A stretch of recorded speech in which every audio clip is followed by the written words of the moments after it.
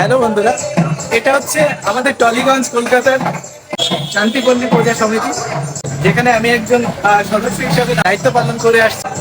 Cricket প্রেমী এমন কেউ নেই যে ব্রায়ান লারাকে চেনে না। তো চলো, আজকে আসছেন তিনি, দেখা যাক কতটা ফুটেজ নিতে পারি, যদিও আমরা সবার সামনেই থাকবো।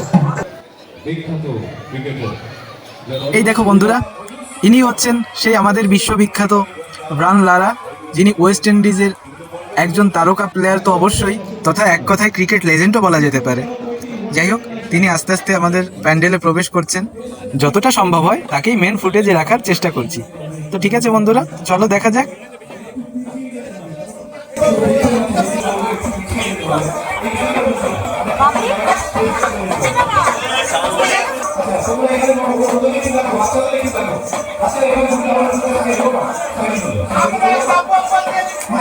প্রথমে প্রদীপ জ্বালানো এবং তার পরপরই মাকে পুষ্প অর্পণের পর তিনি নিজের ফোন থেকে একটু ভিডিও করে নিলেন।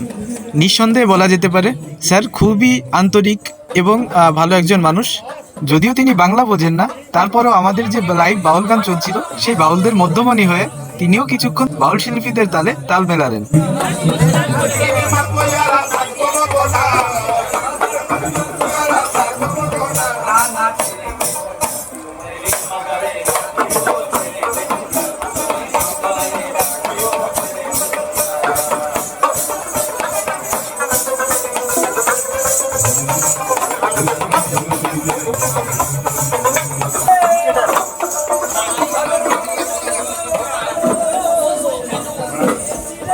এখন স্যার ব্রায়ান লারাকে পুষ্প এবং উত্তরীয় প্রদানের মধ্য দিয়ে অভ্যর্থনা জানানো হচ্ছে এবং তার সঙ্গে সঙ্গে রসগোল্লা প্রদান করা হচ্ছে।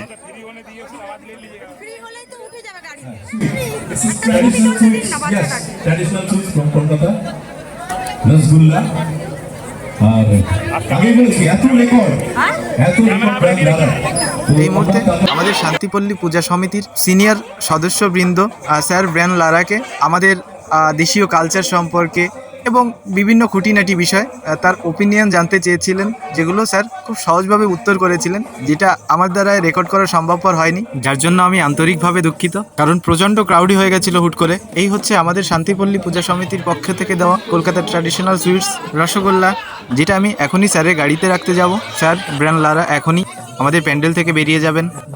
আর আজকের মতো এখানেই শেষ করছি বন্ধুরা, দেখা হচ্ছে পরে কোনো ভিডিওতে। ততক্ষণ অবধি সঙ্গেই থেকো আর সম্ভব হলে একটু সাপোর্ট করো। বাই।